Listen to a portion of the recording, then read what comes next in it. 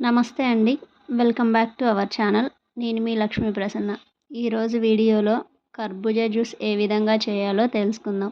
ఈ కర్బూజా జ్యూస్ వల్ల చాలా ఉపయోగాలు ఉన్నాయండి.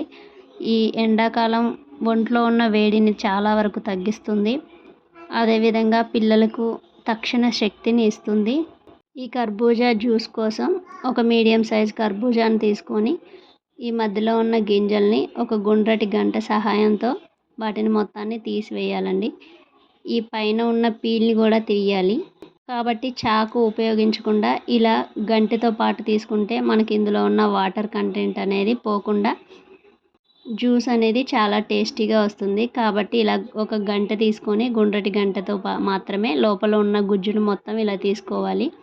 ఇలా తీసుకోవటం వల్ల మొత్తం వాటర్ కంటెంట్ అనేది అందులోనే ఉంటుంది. మనం ఇంక ఇందులో వాటర్ అనేది ఏమీ యాడ్ చేయాల్సిన అవసరం ఉండదండి. ఇందులో ఇప్పుడు ఒక 2 స్పూన్ల వరకు షుగర్ని యాడ్ చేసుకోవాలి. అదేవిధంగా ఒక కప్పుతో ఒక కప్పుడు పాలను కూడా పోసుకొని ఈ మొత్తం మిశ్రమాన్ని ఒక 2 నిమిషాల పాటు స్మూత్గా గ్రైండ్ చేసుకోవాలి. ఇలా గ్రైండ్ చేసుకున్న ఈ జ్యూస్ని సర్వ్ చేసుకోవటమే. కర్బూజాతో ఇలా వారానికి ఒకసారి కర్బూజా జ్యూస్ తాగటం వల్ల ఒంట్లో ఉన్న వేడి అనేది త్వరగా తగ్గుతుంది. అదేవిధంగా కంటి చూపు అనేది మెరుగవుతుంది. ఒకసారి మీరు తప్పకుండా ట్రై చేసి చూడండి. అలాగే పిల్లలకి కూడా ఎండకి నీరసంగా ఉంటే తక్షణ శక్తిని ఇస్తుంది. ఒకసారి ట్రై చేసి పిల్లలకి ఇవ్వండి.